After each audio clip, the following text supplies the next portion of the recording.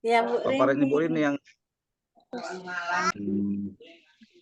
kegiatan kita malam ini.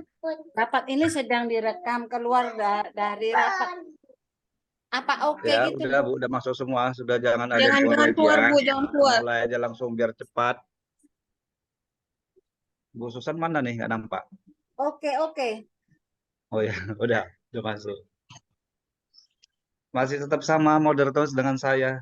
Kembali lagi ya, moderator saya. Untuk narasumber Ibu Rini sekarang. Bu Susan juga akan memberikan sedikit paparannya juga mungkin ya kan. Baik, untuk sebelumnya marilah kita awali dengan berdoa ya Bapak Ibu. Menurut pekerjaan kita masing-masing, berdoa dimulai.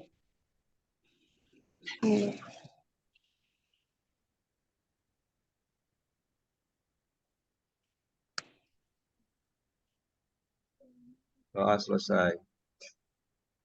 Baik Bapak Ibu, malam ini kita lanjut untuk sesi berikutnya, kegiatan Zoom meeting yang akan dibawakan atau dipaparkan oleh Ibu Rini dengan materi judulnya apa nih Ibu Rini? Kemerdekaan murid dalam belajar adalah jantung pengembangan kurikulum. Itu Bu Rini ya?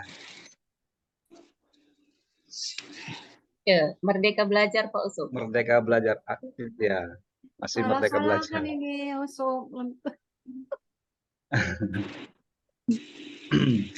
Merdeka Belajar, Pak. Iya, Merdeka Belajar. Hmm. Peran dan fungsi kurikulum Merdeka Belajar. Itulah yang akan dipaparkan oleh Ibu Rini sebagai narasumber kita malam ini. Baik, langsung saja Ibu Rini, silahkan untuk memberikan paparannya terkait dengan kurikulum Merdeka Belajar. Silakan Ibu.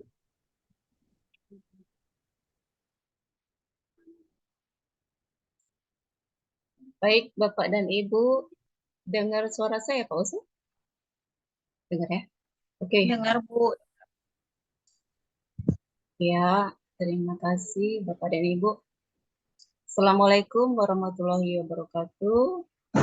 Waalaikumsalam warahmatullahi wabarakatuh. Waalaikumsalam warahmatullahi wabarakatuh.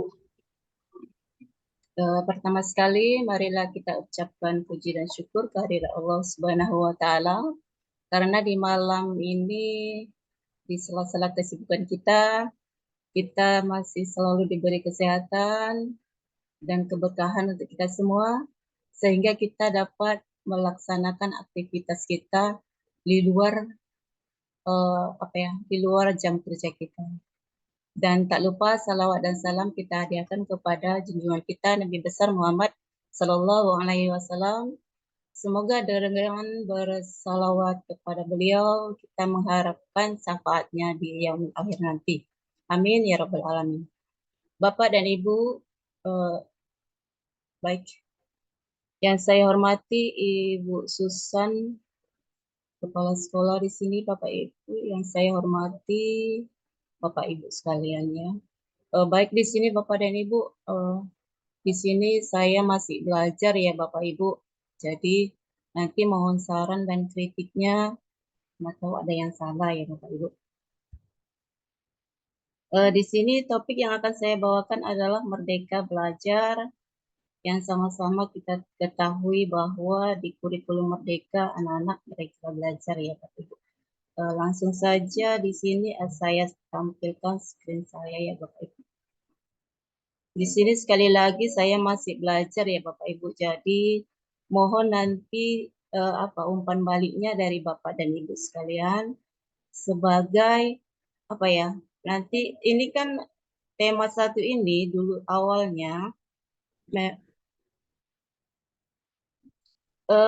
dulunya kan saya sudah upload tapi ternyata mendapat ini penolakan. Jadi saya ulang lagi. Sementara untuk yang tema yang kedua kemarin alhamdulillah sertifikat saya sudah keluar. Jadi untuk yang topik 1 ini saya ulangi lagi. Kemarin tidak diterima alasannya di situ karena tidak adanya umpan balik. Memang tidak saya sertakan di situ umpan baliknya. Jadi mungkin disitulah kesalahan saya waktu upload video PDF itu ya Bapak Ibu.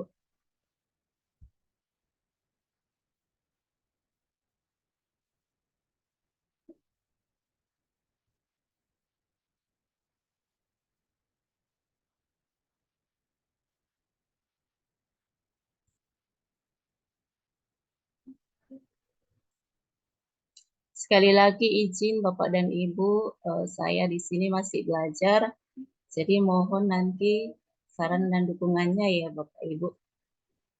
Nah di sini saya juga pakai PowerPoint. Saya baru belajar juga ya Bapak Ibu, jadi mungkin ada kesalahan di sana sini, jadi saya mohon nanti umpan baliknya ya Bapak Ibu. Baik, kita mulai.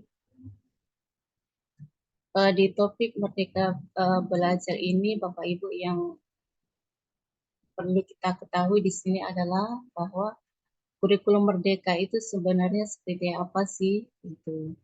Bagaimana cara menerapkannya di pembelajaran kita. Nah, di sini coba saya sampaikan dulu. Nah, di sini di topik 1 ini akan mempelajari 5 modul ya. Pertama yaitu modul 1 mengenali dan memahami diri sebagai pendidik. Modul yang kedua mendidik dan mengajar. Modul yang ketiga mendampingi murid dengan utuh dan menyeluruh.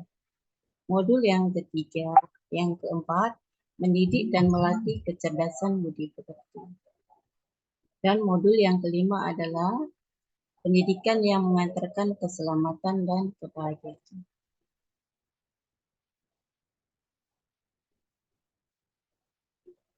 Nah, di modul yang pertama ini Bapak Ibu, kita mengenali diri dan perannya sebagai pendidik. Sebagai guru, kita perlu terus menambah kapasitas diri, terus belajar agar bisa menghantarkan murid-murid untuk berdaya dan menjadi manusia yang merdeka. Nah, di sini Bapak Ibu, seperti yang kita lakukan saat ini, kita adalah menambah kapasitas diri, kompetensi diri kita. Nah, di sini sebagai guru, kita tentu seperti bahasa yang sering kita dengar, guru belajar sepanjang hayat, sedangkan murid belajar bermakna. Nah, guru di sini belajar sepanjang hayat, maksudnya berarti kita memang harus Bapak Ibu, mengikuti perkembangan zaman istilahnya di sini. Ilmu yang semakin berkembang, cara mengajar kita juga tentu berbeda. Nah, di sini pemerintah sering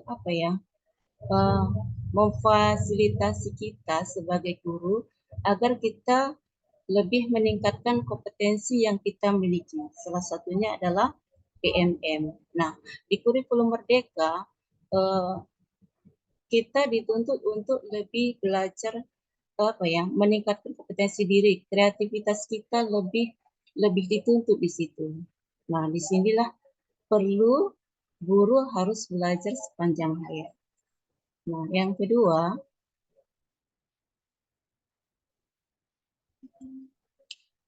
manusia merdeka adalah manusia yang hidupnya bersandar pada kekuatan sendiri, baik lahir maupun batin, tidak tergantung pada orang lain.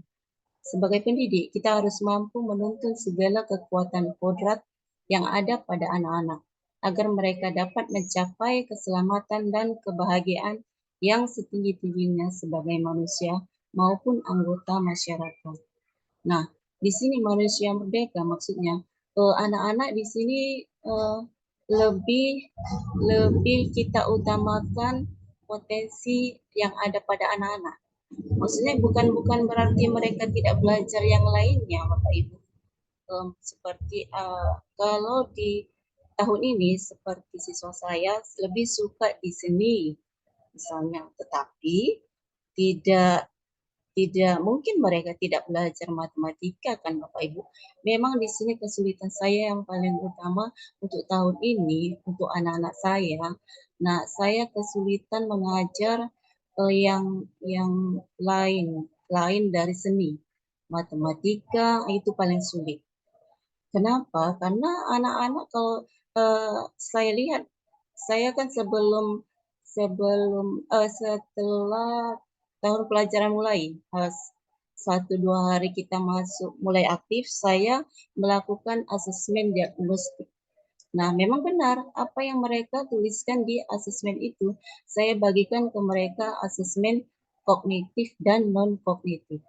Nah, dari situ kita mengetahui potensi anak-anak yang sebenarnya itulah diri mereka. Jadi di asesmen itu nampak anak-anak itu suka yang mana contohnya, yaitu mereka suka yang paling tidak mereka sukai untuk asesmen kognitifnya adalah mereka tidak suka belajar matematika. Yang suka itu hanya cuma 6 orang dari satu kelas. Nah, jadi ya memang saya sangat sulit untuk tahun ini untuk mengajar matematika. Sepertinya saya juga sudah ini ya Bapak Ibu, tapi nggak tahu. Memang mungkin itulah memang potensi mereka untuk di kelas saya ini, mereka lebih suka yang ke seni gitu. Memasak mereka suka, nari mereka suka, apalagi ya, yang berhubungan dengan seni, teater mereka juga suka. Jadi ya itulah salah satu kesulitan saya untuk apa ya, meningkatkan motivasi mereka belajar matematika gitu. Tapi mudah-mudahan pelan-pelan akan saya coba bagaimana cara agar anak-anak suka matematika. Itulah dituntut di kurikulum Merdeka ini bahwa guru-guru itu harus kreatif. Bagaimana untuk cara mendidik atau mengajar yang memang sesuai kebutuhan anak-anak dengan gaya belajar mereka kalau di kurikulum mereka ini. Contohnya, gaya belajar itu kan yang saya pahami ada 3 ya Bapak Ibu. Ada auditori, visual, dan kinestetik. Nah, dari situlah kita tahu gaya belajar yang anak-anak butuhkan. Makanya sebenarnya K13 juga itu kita bisa terapkan ya Bapak Ibu. Kita bisa laksanakan asesmen sebelum pembelajaran. Nah, disitulah kita akan paham gaya belajar yang dibutuhkan anak-anak gitu. Nah, contohnya anak-anak yang suka kinestetik, mereka lebih suka dengan apa ya, gerakan, bergerak gitu, langsung praktek. Itulah kinestetik itu.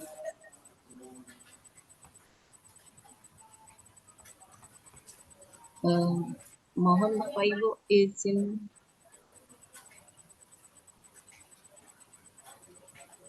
Mungkin dimutkan ya Bapak Ibu yang baru masuk.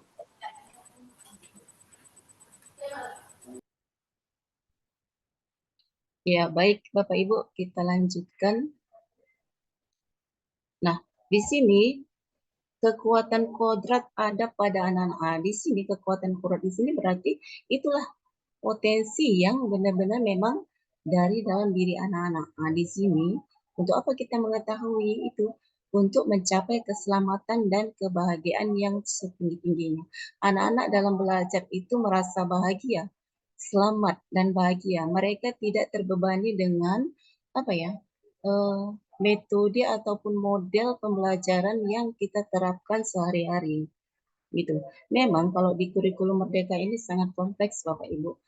Jadi kita dalam satu kelas itu bisa kita mengajar berbeda apa ya dalam satu pertemuan itu dalam satu pertemuan bisa mengajar lain materinya sama tetapi apa ya soal-soal yang mungkin kita sampaikan ke anak-anak yang kita beri ke anak-anak itu bisa berbeda. Itu bisa kita terapkan di kurikulum Merdeka ini. Nah, untuk anak-anak yang kompetensinya rendah, sedang, dan tinggi, itu bisa kita beri apa ya, semacam LKBD, itu yang bisa berbeda ya Bapak Ibu. Kita sambung lagi di sini. Apa peran saya sebagai guru?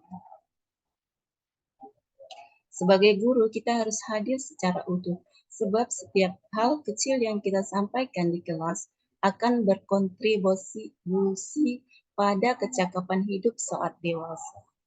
Nah, begini Bapak Ibu, yang saya pahami dari kalimat ini, sebagai guru kita harus hadir secara utuh.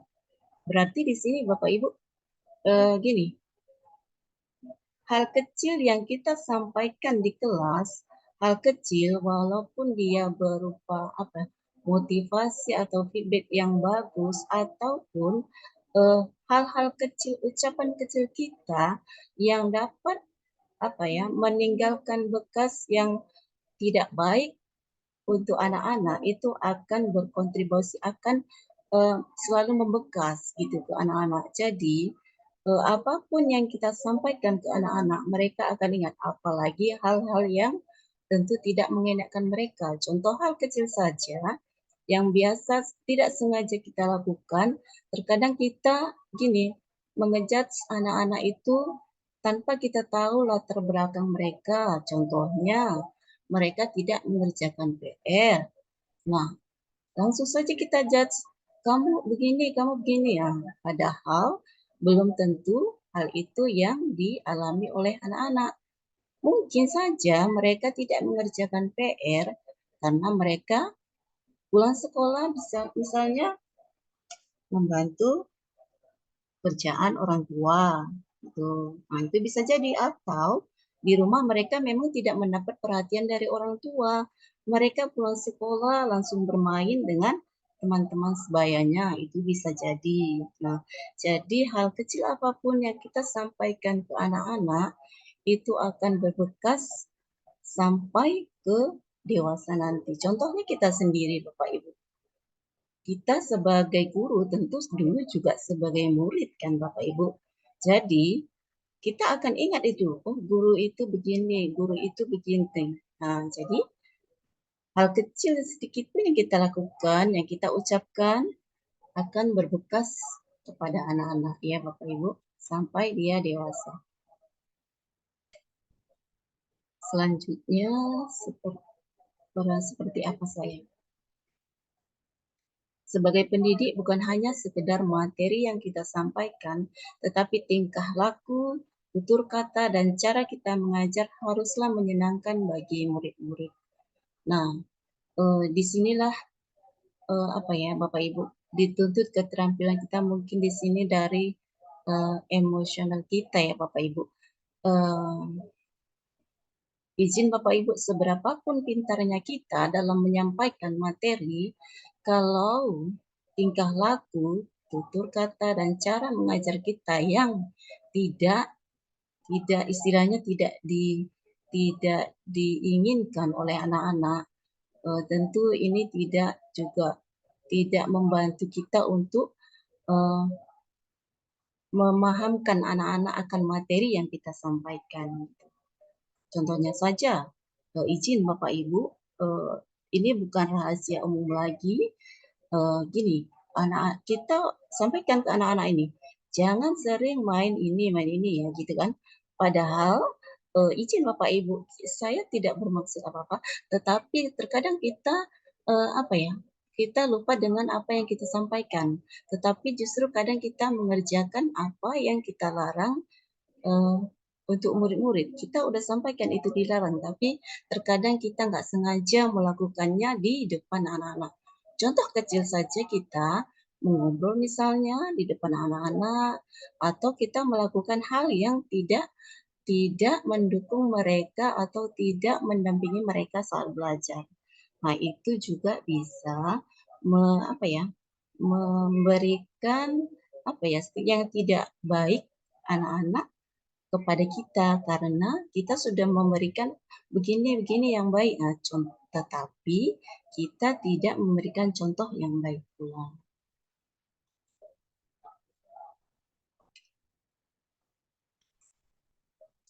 Nah, di sini Bapak Ibu kita lanjut ke modul yang kedua, mendidik dan mengajar.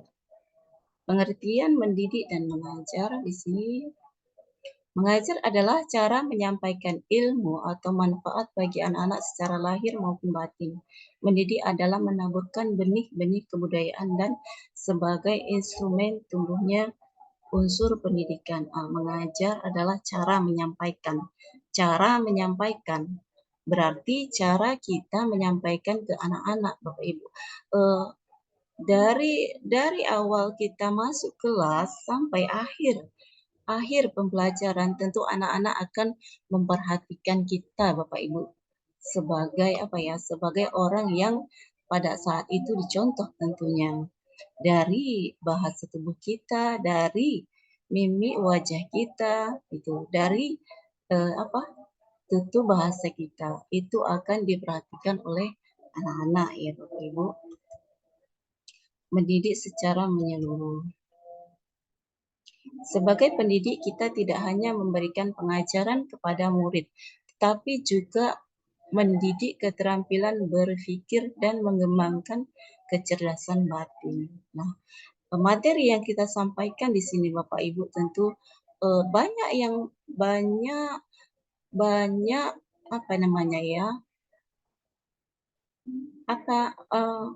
istilahnya mereka banyak bisa banyak menggunakan materi-materi yang akan mereka pelajari, contohnya tidak hanya dari buku atau dari LKPD yang kita berikan, tetapi anak-anak sekarang sudah bisa mencari materi dari media sosial. Nah, di sini juga keterampilan berpikir sangat diperlukan. Nah, untuk mengenai bahan materi anak-anak yang akan kita sampaikan ke anak-anak, tentu sesuai dengan Sapras ya Bapak Ibu. Di sini izin Bapak Ibu, kalau memang Sapras tidak mendukung di sini, tentu materi yang kita sampaikan hanya dari buku atau dari buku saja gitu. Nah, di sini selain menyampaikan materi, di sini juga keterampilan berpikir. Nah, untuk kurikulum Merdeka ini, model ataupun metode yang disarankan pemerintah adalah kita memakai model pembelajaran PBL dan PJBL. Nah, untuk PBL ini berbasis masalah. Nah, anak-anak di sini dituntut untuk berpikir kritis. Kenapa demikian? Pada saat belajar, kita menyampaikan materi, kita sampaikan suatu masalah, nah di situ anak-anak akan berpikir kritis. Nah, disitulah diperlukan kreativitas guru untuk kita boleh mencari dari yang lain, tidak hanya dari buku Bapak Ibu, untuk LKPD ini agar anak-anak bisa berpikir kritis, kita bisa ambil saja dari cicing atau dari kita bisa ambil materi yang contoh soal untuk LKPD yang nanti membutuhkan berpikir kritis anak-anak. Banyak itu di internet, tetapi harus kita sesuaikan dengan materi yang sedang kita pelajari ya Bapak Ibu. Nah, di sini kita lanjut, cita-cita sistem pendidikan nasional. Pendidik memberikan hak dan kesempatan belajar sesuai keinginan dan bakat murid, serta memberikan tuntunan yang baik, dan secara bersama menjaga dan menolak semua bahaya yang mengancam kekuatan dan potensi murid. Nah, di sini yang perlu digarisbawahi Bapak Ibu, menolak semua bahaya yang mengancam. Nah, di sini kita ketahui Bapak Ibu, media internet tidak bisa kita pungkiri sangat kita butuhkan bersama. Tetapi sebagai kita juga guru, sebagai juga orang tua, tentu di sini sangat dibutuhkan pendamping dari kita agar anak-anak tidak salah dalam menggunakan media sosial. Nah, dari media sosial itulah nanti biasanya akan muncul bahaya yang mengancam kekuatan dan potensi murid. Nah, mungkin mereka nggak secara sengaja atau mereka selalu apa ya, kepingin tahu apa sih itu isinya. Nah, disinilah peran orang tua dan guru untuk mendampingi anak-anak dalam bermedia sosial ya Bapak Ibu. Sebagai pendidik, kita harus mampu merencanakan pembelajaran sesuai kebutuhan murid lahir dan batin, sehingga anak-anak didik kita menjadi manusia yang seutuhnya, sesuai kebutuhan murid lahir dan batin. Nah, Bapak Ibu, di sini di kurikulum Merdeka ini sebenarnya bisa kita tidak berfokus kepada buku pelajaran yang kita pergunakan Bapak Ibu. Contohnya, untuk kelas 5 belajar ekosistem misalnya. Kalau di buku teks yang anak-anak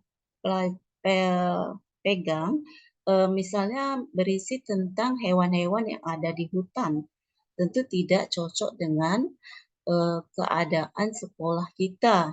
Kita bisa ambil contoh binatang-binatang yang ada di sekitar sekolah untuk contoh dari ekosistem itu, gitu. Misalnya yang ada di sekitar sekolah misalnya rantai makanan dari sawah kan bisa diawali dari padi, tikus, dan seterusnya. Tentu di sini tidak ada binatang yang berasal dari hutan ya Bapak Ibu. Nah, di sini kita bisa sesuaikan perencanaan pembelajaran sesuai dengan ekosistem sekolah kita ya Bapak Ibu.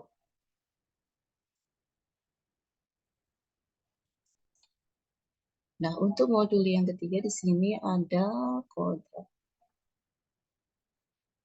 Ya, ada 3 kodrat. Ada 2 kodrat alam dan kodrat zaman. Nah, kodrat alam sebagai pendidik harus memiliki kepekaan terhadap potensi yang dimiliki anak didik yang pada akhirnya mereka akan belajar dengan selamat dan bahagia. Kodrat alam, maksudnya kodrat alam di sini sebagai pendidik harus memiliki kepekaan terhadap potensi yang dimiliki anak. Potensi anak berarti potensi dari istilahnya bawaan anak-anak gitu Bapak Ibu. Misalnya potensi mereka di bidang seni. Nah, kita harus sebagai guru harus mampu mendampingi dan mengembangkan dan memfasilitasi agar potensi yang dimiliki anak-anak meningkat gitu. Disinilah kodrat alam. Dan di sini kodrat zaman, di zaman sekarang murid dapat belajar melalui media elektronik sangat mudah. Sebagai pendidik, tugas kita adalah menuntun agar peserta didik tetap menjunjung tinggi kearifan lokal budaya kita. Nah, ini seperti yang tadi ya Bapak Ibu. Zaman sekarang tentu berbeda dengan zaman kita dulu.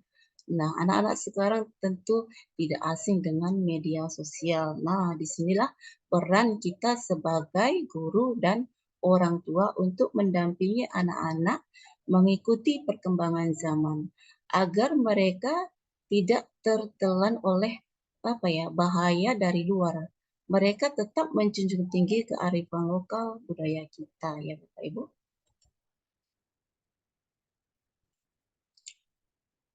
Nah, di sini ada asas trikon. Satu lagi, dengan menggunakan asas trikon diharapkan proses pembelajaran dapat berlangsung terus-menerus konsisten dan dapat memakai konsep pendidikan dari luar, tetapi tetap memegang teguh jati diri bangsa dan menjadi diri sendiri. Nah, bukan di sini Bapak Ibu, kita bukannya tidak boleh menggunakan budaya luar, tetapi di sini kita sebagai pendidik harus bisa memfilter budaya-budaya yang tidak sesuai dengan budaya kita sendiri ya Bapak Ibu.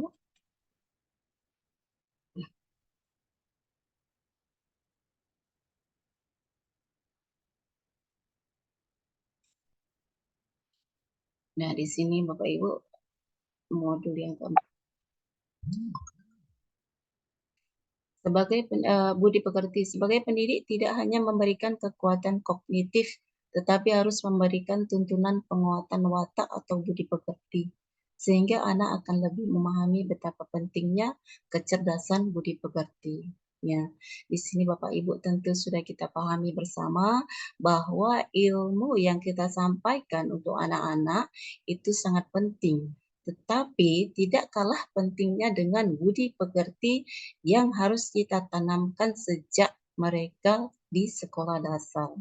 Nah, budi pekerti yang kita tanamkan tentu sesuai dengan norma agama, kan Bapak Ibu. Jadi, kita harus sebagai guru harus menyeimbangkan keduanya. Nah, budi pekerti di sini bisa kita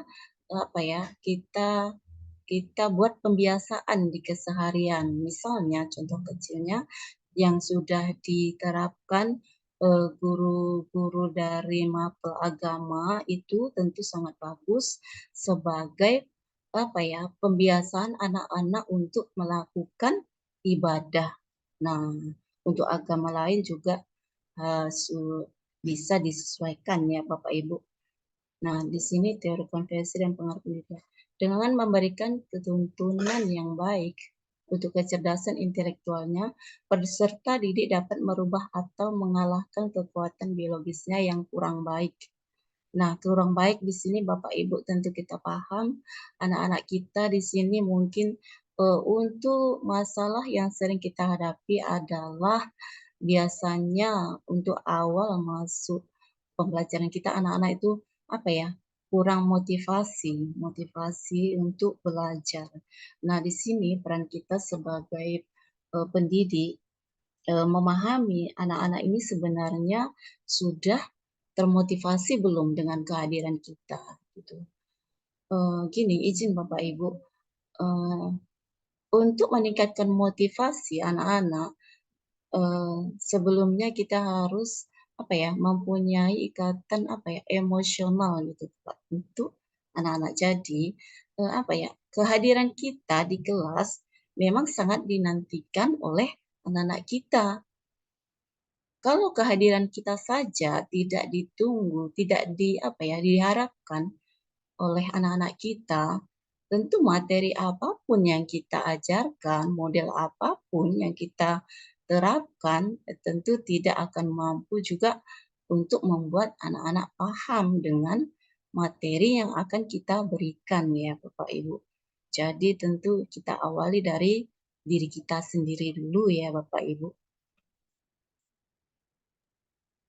Izin Ibu ini sebentar. Iya Pak Yusuf, banyak. Ya, kalau bisa teman-teman semuanya, Bapak Ibu guru, dan menyimak saja, nanti kita akan ada sesi tanya jawab. Iya. Persiapkan pertanyaan Ibu untuk nanti di sesi tanya jawab. Begitu saja. Terima kasih. Lanjutkan Bu Rini. Iya Pak Yusuf, terima kasih. Nah, di modul kelima, pendidikan yang mengantarkan keselamatan dan kebahagiaan. Nah, di sini selamat dan bahagia. Sebagai pendidik harus memahami bahwa tidak selamanya perspektif cara mengajar sesuai dengan kodrat murid. Dan hendaknya tidak menggunakan satu metode saja dalam menilai kemampuan murid. Sehingga siswa mencapai keselamatan dan kebahagiaan. Metode menggunakan satu metode. Nah, metode di sini Bapak Ibu banyak metode pembelajaran yang bisa kita terapkan ya Bapak Ibu. Sebenarnya kalau kita terapkan satu model, nah di dalam model itu juga sudah banyak metode. Misalnya model PBL. Nah, di situ ada metode ceramah, tanya jawab, dan sebagainya. Jadi di dalam model pembelajaran yang kita terapkan di situ sudah masuk metode-metode dari pembelajaran yang akan kita pergunakan ya Bapak Ibu. Sistem Among. Sebagai guru kita harus menjadi teladan dalam budi pekerti dan tingkah laku, membangkitkan semangat dan memberi saran dan motivasi sehingga murid dapat mencapai keselamatan dan kebahagiaan. Lagi-lagi di sini keselamatan dan kebahagiaan ya Bapak Ibu. Jadi di sini anak-anak belajar itu sebisa mungkin kita buat bahagia mereka. Kalau mereka sudah bahagia, otomatis materi yang kita berikan mudah-mudahan akan sampai ke anak-anak. Nah, di sini tingkah laku kita juga tentu sangat diperhatikan oleh anak-anak ya Bapak Ibu. Membimbing murid memperbaiki bangsa. Dengan lingkungan yang kondusif dan menyenangkan dan mendorong murid untuk mengembangkan keterampilan. Di sini lingkungan kondusif dan menyenangkan. Nah, di sini penting Bapak Ibu untuk menciptakan kondisi kelas yang menyenangkan dan kondusif. Menyenangkan dalam artian di sini anak-anak merasa senang akan kehadiran kita, akan materi yang akan kita sampaikan, agar materi yang kita sampaikan dapat mudah mereka pahami. Kalau mereka sudah senang, tentu model ataupun metode yang kita praktekkan di kelas akan diterima oleh anak-anak. Tetapi kalau pada awalnya saja kita sudah memberi image kita kurang menyenangkan, mungkin di sini anak-anak juga merasa kurang tertarik dengan kehadiran kita atau bahkan dengan materi yang akan kita sampaikan ya Bapak Ibu. Kita lanjut. Alam keluarga sebagai dasar pendidik, budi pekerti dan pendidikan sosial. Nah, alam keluarga di sini Bapak Ibu, kita sebagai guru tentu tidak lepas dari peran orang tua, ya Bapak Ibu. Apalagi di zaman sekarang anak-anak sangat mudah mengakses materi-materi dari luar gitu. Jadi di sini sangat diperlukan pendampingan dari kita sebagai guru di sekolah dan tentunya orang tua di rumah. Nah, di sini kita sebagai pendidik juga harus melakukan istilahnya hubungan yang erat kalau saya bilang. Kenapa begitu? Karena kalau kita lihat saja dari PR Bapak Ibu, kalau anak-anak tidak mengerjakan PR, bisa kita bayangkan mungkin keadaan mereka di rumah tidak sebahagia yang kita bayangkan. Mungkin anak-anak di rumah tidak mendapat perhatian misalnya. Disitulah kita perlu hubungan yang baik dengan pihak keluarga dari siswa kita. Oke, Bapak Ibu. Ya. Nah, demikian Bapak Ibu. Ya, demikian Bapak Ibu presentasi dari pemahaman aksi nyata saya, Bapak Ibu. Mohon izin Bapak Ibu saran dan kritiknya karena di sini saya masih belajar ya Bapak Ibu. Silakan Pak Usop. Ya, terima kasih Ibu Rini yang sudah memaparkan aksi nyatanya yang sangat bagus sekali ya.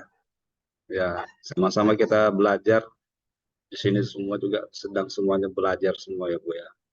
Karena juga kita kan harus tetap belajar. Oke, sampai kapanpun ya kan. Baik Bapak Ibu, untuk saat ini sekarang kita akan masuk ke sesi tanya jawab. Jika Bapak Ibu sudah mempersiapkan pertanyaannya, boleh menghidupkan mikrofonnya. Ayo Bu, siapa yang ingin bertanya?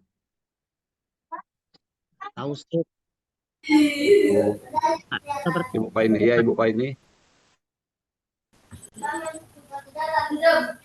Ada yang mau ditanyakan? Enggak, saran aja Pak Usuk. Ya, silakan Ibu.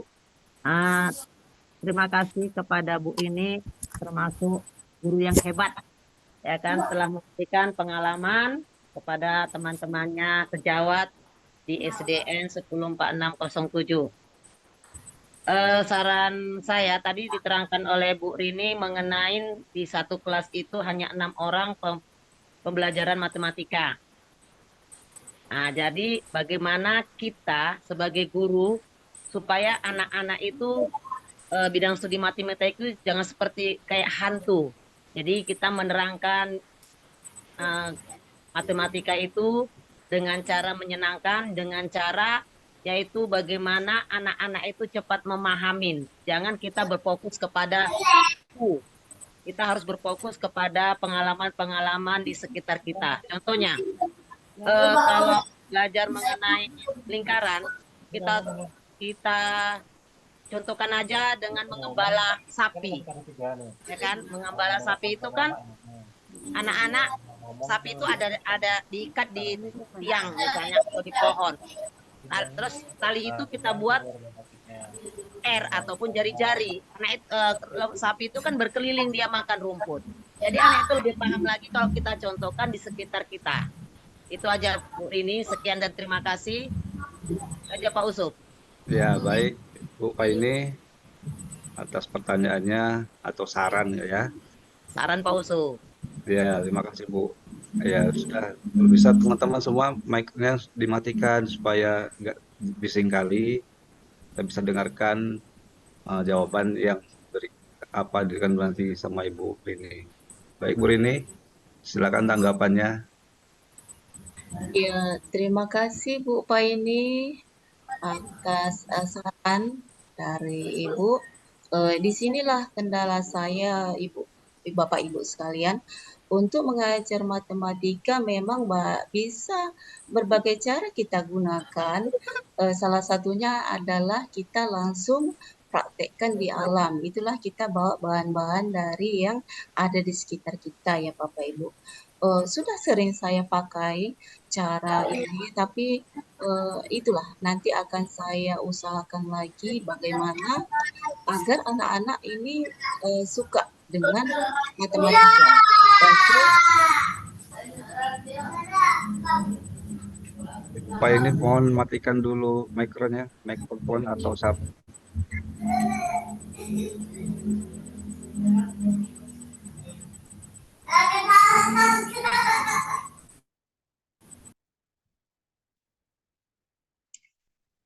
baik. Nah, tentu di sini sangat-sangat saya harapkan sekali lagi Bapak Ibu saran dari Bapak dan Ibu. Terima kasih sekali lagi Bu Paini atas saran yang Ibu berikan.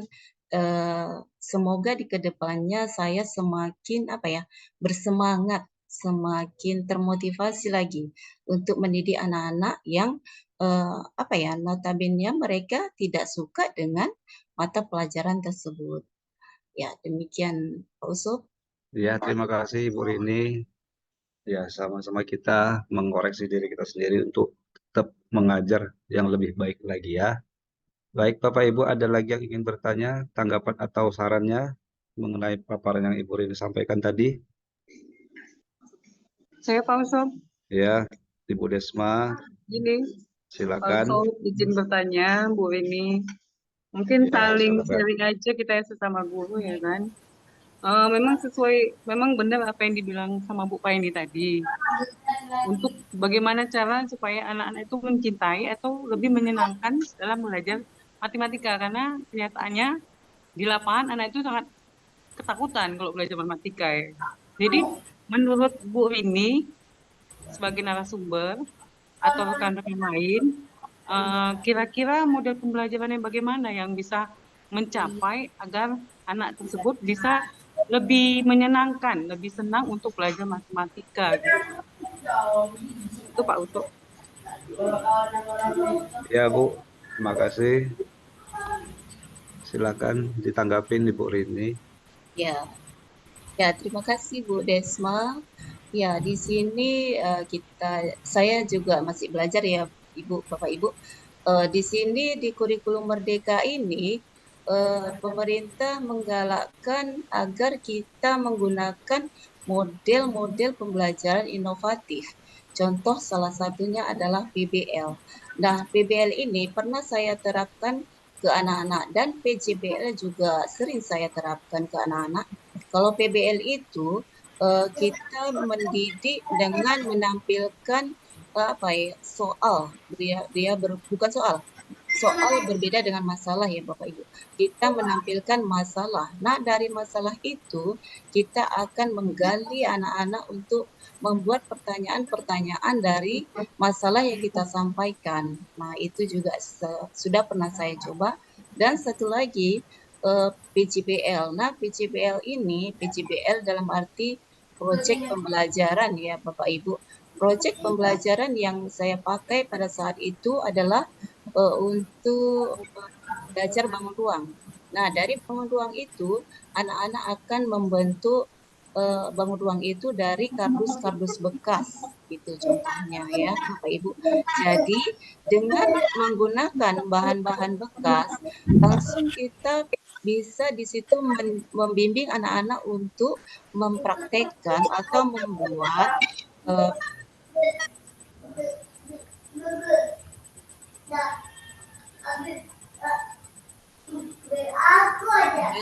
aduh.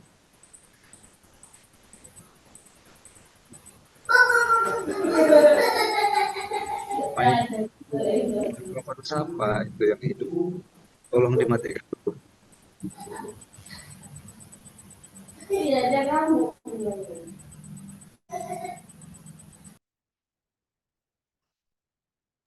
Lanjutkan. Oke, ya baik Pak Usup. Nah, dari PJBL itu, kita sambung PJBL tadi ya Bapak Ibu. PJBL adalah proyek, contohnya saya kasih materi ke anak-anak tentang bangun ruang. Di sini bangun ruang, di sini ya, saya kemarin praktekkan menggunakan kardus bekas gitu. Jadi anak-anak langsung membuat atau mempraktekkan bangun ruang itu menyusunnya dari kardus bekas itu. Pertama-tama yang dibuat adalah jaring-jaringnya, baru setelah itu dibuatlah bangun ruang dari kardus bekas itu. Gitu. Ya, memang nggak banyak juga berubah, Bu Desma. Dari ke-6 orang itu nggak juga banyak, nggak juga menambah dari jumlah murid. Ya paling menambah hanya 1-2. Ya itu hanya sekitar 6 itu aja yang memang benar-benar mereka suka dengan matematika. Gitu. Mungkin Bu ini dari kalau kita lihat dari kurikulum Merdeka ya. Kemarin kan saya sempat juga ikut latihan gitu sebentar lah ya kan. Mungkin ilmu yang saya dapat lebih banyak dari Ibu karena saya kan belum penerapan di kurikulum Merdeka, kurikulum Merdeka. Jadi mungkin dengan cara belajar seperti pengelompokan kinestetik, auditori, atau satu lagi apa itu Bu? Saya lupa. Visual ya. Nah, mungkin di kelompok-kelompokan itu juga bisa juga ya Bu? Bisa juga Bu. Itulah tadi PJBL itu, kalau PJBL dia project yang oh iya. Yang visual berarti yang mereka mendengarkan, visual mendengar atau melihat Bu. Iya. Nah, baru yang satu lagi kita bercerita, menceritakan materi itu.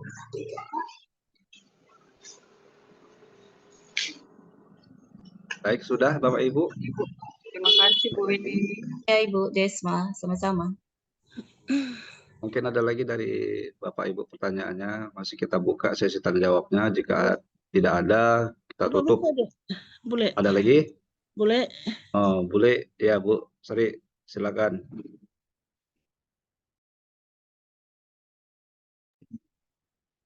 Sri, boleh. Mana boleh?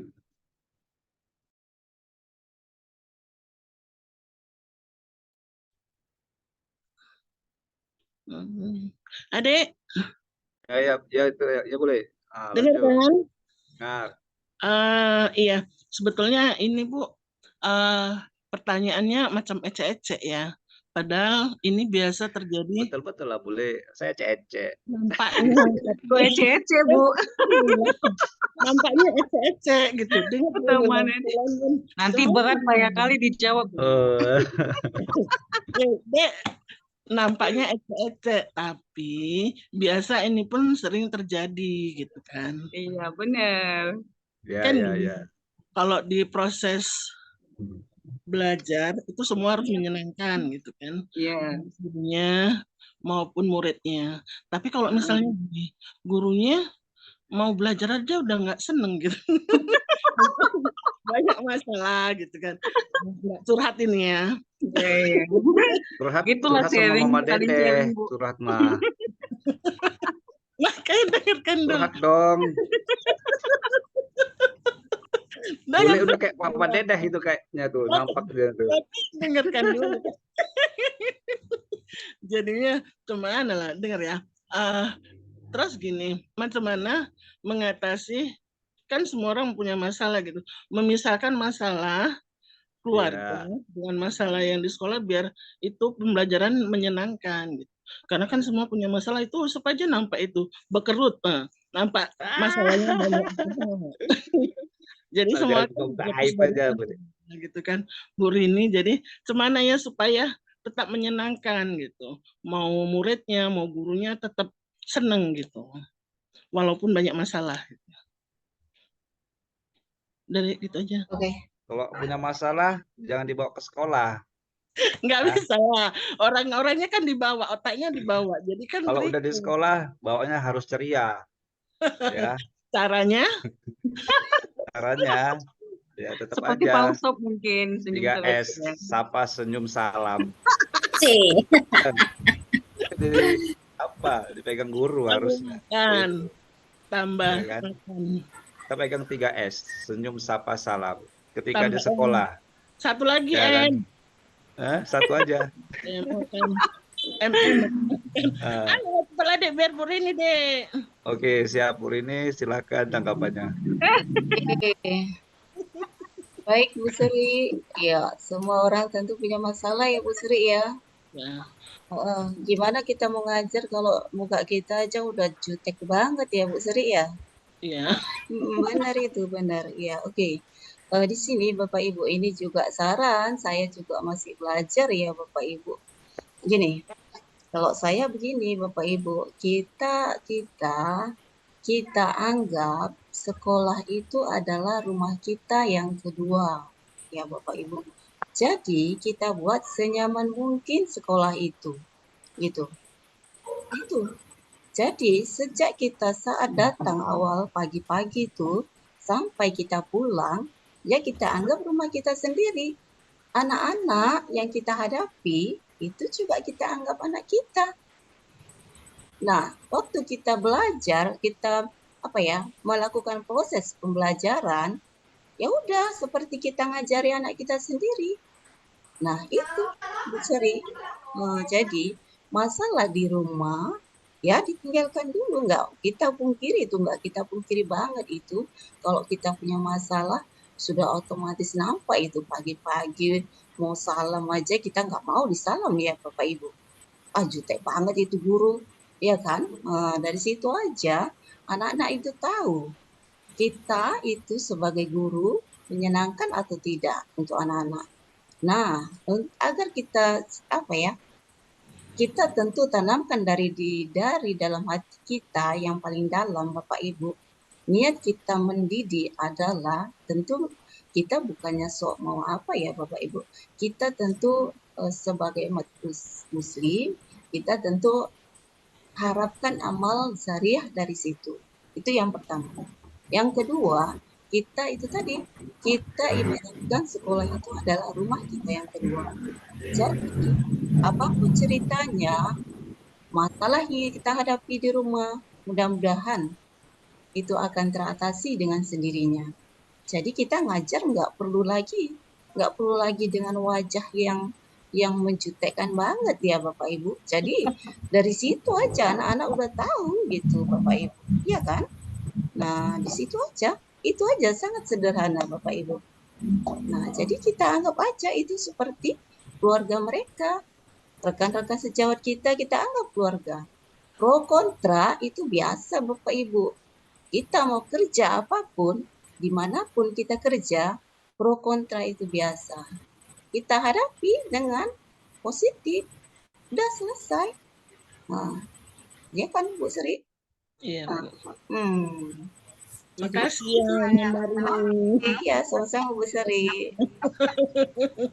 Jazakallah khair. Baik, ya terima Super kasih sekali Bu Li, jawabannya Sri Bu Rini. yang Ya, terima kasih. memberikan tanggapannya, sarannya atau pertanyaannya. Iya. Baik Bapak Ibu, ada Ustaz, lagi ada kira-kira? saya Bu Oh Aryani. ya, Bu Haryani silakan Iya, pertanyaannya terima atau kasih. sarannya. Mungkin saya di sini sedikit minta pendapat dari Ibu kita Bu Rini. Bu Rini sebagai narasumber, makasih banyak Bu. Iya Ibu, sama-sama Bu Aryani. Di sini saya mungkin akan bertanya sedikit Bu tentang gini Bu, gaya belajar. Tadi kan di sini mungkin kan kayak yang bertanya-tanya tadi kan semua sudah guru kelas tinggi ya Bu. Jadi ini guru kelas rendah. Tahu lah Bu, Belajar namanya saya. kita ngajar kelas rendah ini Bu. Gimana ya, karakter murid masih barusan dari TK kan kayaknya luar biasa gitu. Jadi di sini tadi kan gaya belajar tadi kan ada 3 ya Bu ya, termasuk auditori, visual, dan kinestetik. Jadi di sini kan apa Bu? Di dalam gaya belajar ini kan siswa itu dapat belajar sesuai dengan gaya belajarnya masing-masing gitu. Jadi kadang saya gini Bu, untuk menciptakanlah suasana kelas yang menyenangkan itu Bu. Terkadang gimana kalau istilahnya di sini memang disarankan di kurikulum merdeka ini. Kalau bisa kan kelas kita itu nyaman, tentram, dan menyenangkan gitu. Tapi terkadang kalau kita ngikuti gaya belajar siswa, apalagi kelas rendah Bu, aduh Bu, kalau kita ini tadi udah bolak-balik metode udah diganti Bu. Kadang terakhir gini, guru tadi menjadi gini juga Bu, seharusnya kita senyum jadi bisa nggak senyum gitu. Kenapa? Karena kalau kita biarkan pun anak ini tadi gayanya terus maunya minjam pensil jalan ke sana, merawat pensil alasan lagi gitu. Jadi terakhir supaya bagaimana lah anak ini tadi supaya bisa mendapatkan nilai dari bu gurunya. Jadi setidaknya guru ini jadinya agak-agak tegas gitu. Jadi di sini saya mau bertanya lah sama Bu Rini, gimana gini ya Bu cara menghadapinya itu? Apa kita ganti-ganti metode atau gimana gitu? Supaya setidaknya anak ini tadi gimana ya? Terkadang karena kita gini, anak yang kita didik itu kan bukan orang lain lagi, Bu. Kalau saya sendiri pribadi ya, Bu. Udah saya anggap kayak anak saya sendiri, apalagi kelas 1 gitu. Kadang kalau kita biarkan kan anak ini tadi bisa Bu satu harian itu nggak dapat nilai karena nggak siap nulis. Apalagi kalau menulis bahasa Indonesia. Dah, entah berapa soal aja, terkadang hanya 5 soal aja pun siap cuma 1 soal. Dalam satu jam. Begitu juga dengan matematika gitu. Jadi di sini kan yang saya pertanyakan gini Bu, sementara di gaya belajar ini siswa itu boleh Bu istilahnya mendapatkan gaya belajar itu sesuai dengan dirinya masing-masing. Jadi yang mau saya tanya apa gimana gitu cara mengapakannya gitu Bu kalau siswa tadi kita biarkan dengan gaya belajarnya masing-masing Bu. Ya. Itu maksud saya gimana gitu Iya. untuk saran dari Ibu lah bagaimana gitu. Tapi setidaknya kalau bisa ya, kalau saya tadi kan saya nggak bisa kalau seperti ini gaya belajar siswa dengan masing-masing, karena otomatis siswa tadi kan tidak terarah gitu. Makanya di sini guru sering gimana ya, sering apa seperti kayak layang lah Bu, kadang muka senyum, kadang muka seram, kadang muka gimana mengesalkan gitu.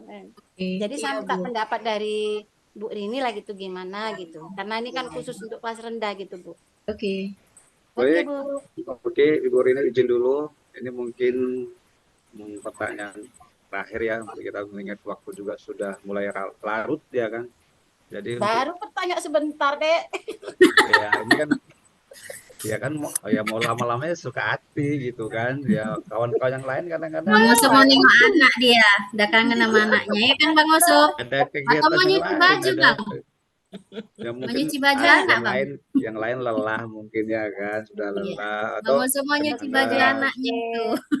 ya sesi tanya jawab untuk sesi terakhir dari Ibu Bu Haryani yang menanya Ini terakhir ya. Iya, Ada lagi.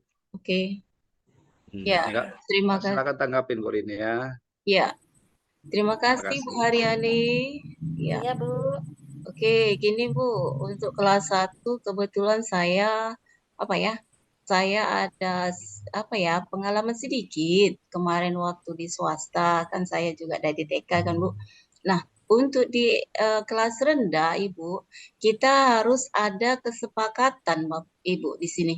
Kesepakatan di sini gini, ada anak-anak yang dia tidak suka menulis, tetapi dia pandai untuk menjawab. Coba Ibu tes. Bisa nggak dia menjawab tetapi tidak suka menulis? Nah, untuk anak itu ya Bu, karena bukan pengalaman, saya berbagi aja sharing ya Ibu. Dan Iya. ada anak-anak yang dia itulah kemampuan dia hanya di lisan gitu. Nah, di sini Ibu harus ada kesepakatan dengan orang tua ataupun dengan sekolah, terutama dengan orang tua Ibu. Di sini orang tua kan maunya apalagi kelas rendah, maunya anak itu nanti orang tua lihat anak-anak nulis 1 lembar contohnya. Anak-anak pokoknya ada tulisan dia di hari itu, ya kan Bu Aryani? Nah, di Iya. sini untuk siswa yang bermasalah nulisnya tidak selesai, Ibu Haryani izin, jangan Ibu paksakan anak tersebut untuk nulis selesai. Izin itu tidak sangat tidak mendukung potensi anak. Izin Ibu Haryani. Nah, di Iya. sini Ibu Haryani harus sepakat dengan orang tua. Nah, orang tua di sini perlu Ibu jelaskan di sini untuk anak Ibu tidak suka menulis, tetapi Ibu harus punya punya hal lain yang bisa diterima oleh orang tua. Hal lain itu contohnya, tapi anak ini pandai menjawab, Bu. Ah, gitu Ibu terangkan. Nah, di sini Ibu harus tes dulu. Anak itu bisanya apa? Kalau dia tidak mau menulis, contohnya yang lain menggambar. Suka enggak dia? Kalau menggambar tidak suka, kasih dia pertanyaan secara lisan. Nah, di situ bisa Ibu buat sebagai ini Ibu buat video. Video misalnya Ibu takut nih, kan ada orang tua yang suka protes anaknya nggak siap nulis. Iya. Karena dugaan orang tua kalau anak nggak nulis, berarti anak nggak belajar di sekolah. Itu dugaan mereka. Nah, belum tentu. Nah, makanya di sini Ibu punya bukti bahwa anak itu belajar di sekolah. Dengan cara Ibu harus kasih hal yang memang potensi apa yang memang anak itu bisa ditingkatkan. Nah, di sini Bu Haryani izin sebagai guru kita harus tahu anak-anak kita di sini potensinya yang mana. Nah, itulah gunanya asesmen itu. Asesmen di awal pembelajaran. Jadi kita tahu anak-anak ini sukanya project itu kinestetik. Dia sukanya bergerak. Ada yang Iya, suka bergerak. menulis, ada yang suka berbicara. Nah, Bu Haryani di sini harus tahu. Nah, di sini setelah Bu Haryani tahu, nanti Bu Haryani sampaikan ke orang tua. Anak Ibu potensinya di sini. Jadi anak Ibu jangan dipaksa untuk ini. Jadi nanti kalau kita paksa, jadi anak-anak nggak suka dengan pelajaran yang kita beri. Otomatis anak-anak akan menolak, itu sudah pasti. Karena tidak sesuai dengan potensi atau gaya belajar yang mereka inginkan. Gitu ya Ibu Aryani. Iya, Bu, ya. Jadi Paham, Bu. jadi kita harus tahu keadaan kodrat dari anak-anak kita itu. Iya, Oke iya. Ibu Aryani. Oke, Bu. Makasih banyak. Iya Ibu Aryani, sama-sama. Baik, Bapak Ibu. Pak Usop izin sebelum ditutup, Ya. mohon ada 2 orang partisipan untuk umpan baliknya Pak Usop. Nanti bisa saya untuk upload di aksi nyata. Misalnya begini, dari guru itu nanti dari pemahaman ini nanti beliau menyampaikan dari pemahaman ini saya akan ini. Nah gitu mohon izin Pak Usop 2 orang guru. Itu Sebagai melalui chat pembalik. atau gimana, Bu? Di sini langsung Pak Usop. Nanti dari rekaman ini bisa saya lampirkan di YouTube. Itu dapat poin besar Pak Usop dari aksi nyata. Nanti yang itu Ibu merekod kan? Ibu rekod. Nanti iya, ini kan udah saya rekod. Nanti saya sendiri yang ambil. Nanti Ibu yang download lah ya kan. Kita kan apakah mau dibuat umpan baliknya sekarang atau gimana? Dari partisipan kawan-kawan yang lain? Pada saat Zoom ini Pak Usop, 2 orang saja cukup. Misalnya umpan baliknya apa setelah menyaksikan pemaparan saya ini gitu Pak Usop. Umpan baliknya apa? Ya, 2 orang partisipan, mohon Bapak Ibu, siapa yang ingin menyampaikan umpan baliknya? Ibu Paini. Silakan Ibu. Sob. Ibu. Halo. Ya. Dengar? Ya, dengar Bu. Oke, terima kasih Bu Rini. Setelah mendengarkan paparan dari Bu Rini, kami sebagai peserta Zoom, ya kan, berterima kasih atas materi-materi yang Ibu sampaikan. Materi-materi yang Ibu sampaikan itu sangat bermanfaat bagi kami, nanti akan kami terapkan di dalam kami mengajar di kelas masing-masing. Semoga setelah kami terapkan, anak-anak didik kami bisa semakin meningkat untuk belajarnya. Terima kasih Bu Rini. Terima kasih Bu Paini. Satu lagi Pak Usop. Ayo, Bapak Ibu, siapa lagi? Ibu Bu Ari boleh tuh Pak Usop. Mariani boleh. Bu Ari, Siti Arianti. Bu Ari, Siti Ariati. Bu Ari.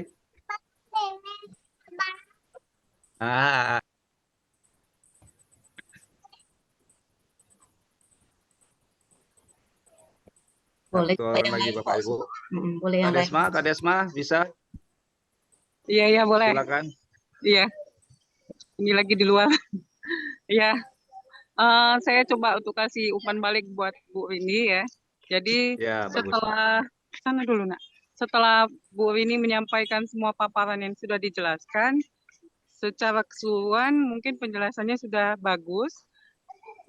Isi dari penjelasan materi pun juga sudah bagus. Semoga dari penjelasan Bu Rini bisa dapat memberikan dampak positif dan menjadi insya Allah mendapatkan perubahan dalam hal mengajar di dalam kelas. Dan mungkin lebih menarik dan menyenangkan bagi guru khususnya dan bagi siswa pada umumnya. Gitu saja Pak Usop. Terima kasih Kak Desma yang sudah memberikan umpan baliknya pada narasumber. Nah, untuk sesi terakhir yaitu kata-kata singkat aja ya, kata-kata penutup yang akan disampaikan kepada Ibu siapa di sini? Susan ada Ibu Susan? Mungkin sudah lelah beliau. Udahlah Ibu, kembalikan aja kepada Ibu Rini lah kata-kata penutupnya. Silakan Ibu. Terima kasih Pak Usop. Demikian Bapak dan Ibu hasil pemaparan saya. Mudah-mudahan yang saya sampaikan, ilmu yang sedikit saya sampaikan bisa bermanfaat untuk Bapak Ibu ke depannya, untuk sekolah kita tentunya. Kualitas sekolah kita tentu semakin meningkat. Mudah-mudahan ya Bapak Ibu. Nah, saya ucapkan mohon maaf yang sebesar-besarnya kepada Bapak Ibu. Kemungkinan ada hal-hal yang saya sampaikan kurang berkenan ya Bapak Ibu. Pada Allah saya mohon ampun. Terima kasih Bapak Ibu atas waktu dan kesempatan yang sudah diberikan kepada saya. Demikian Pak Ustadz. Ya, terima kasih Bapak Ibu semuanya yang sudah berpartisipasi untuk kegiatan kita malam ini. Mudah-mudahan akan terus berlanjut seperti ini ya.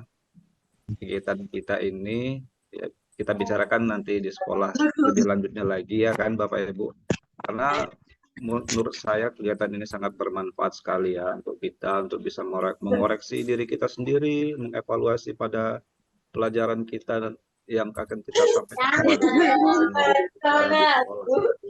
Ya Bapak Ibu, Ya. Terima kasih untuk kesempatan malam ini yang sudah berpartisipasi dalam kegiatan Zoom meeting malam ini. Mudah-mudahan kita selalu diberikan kesehatan bersama Allah. Amin, amin. Supaya bisa Amin ya Rabbal Alamin. beraktivitas Amin seperti ya Rabbal biasanya. Alamin. Jadi putar masuk. Ya, Mati untuk lampu kau wapasin. Aku kurang ajar nih. oke, Bapak Ibu. Untuk dokumentasi kita bikin dokumentasinya semuanya kameranya dibuka. Ya, yang mungkin yang sudah tutup atau yang sudah live lelah mungkin ya teman kita. Yang masih bertahan ini ya alhamdulillah. Kebanyakan nge-zoom Pak Usop. Iya. Ya saya dari pagi sampai sekarang belum ada istirahat sebenarnya sih. Usop, Cepat, ikut Pak Usop. webinar lain, Usop. Ya, Besok tetap aku mau semangat. pergi pagi. Harus tetap semangat kita sebagai pengajar pendidik ya kan. Eda, betul ke kantin Eda. Kita ini semua hebat, guru-guru hebat, guru SD Amin, amin, amin, amin. hebat. Amin ya Rabbal Alamin. Ya, semua bisa, alhamdulillah ya kan progresnya untuk di IT ya kayak gini ya. Sudah lumayan bagus menurut saya ya kan, sudah bisa on semua. Izin keluar ya, mau ikut webinar Oke, apa? silakan Bu Ayu ya. Kalau sudah lelah silakan leave keluar. Pak Ustaz nggak di Enggak mau screenshot. webinar lagi. Oh ya, Makanya screenshot. dulu. Ya, Kita screenshot bikin dulu lah, Pak genggam tangan Usop. dulu sekali ya. Kayak gini. Nah, tahan dulu. Screenshot. Prabowo Saya nanti. screenshot. 1, 2, 3. Udah. Udah. Ya. Ya, izin keluar ya, Pak Usop. Udah, ya boleh silakan keluar. Tutuplah salam. Ya. Assalamualaikum. Waalaikumsalam. Waktunya semuanya boleh keluar meninggalkan ruang meeting kita ya Bapak Ibu. Saya izin. Assalamualaikum warahmatullahi wabarakatuh. Waalaikumsalam warahmatullahi wabarakatuh. Apa sih?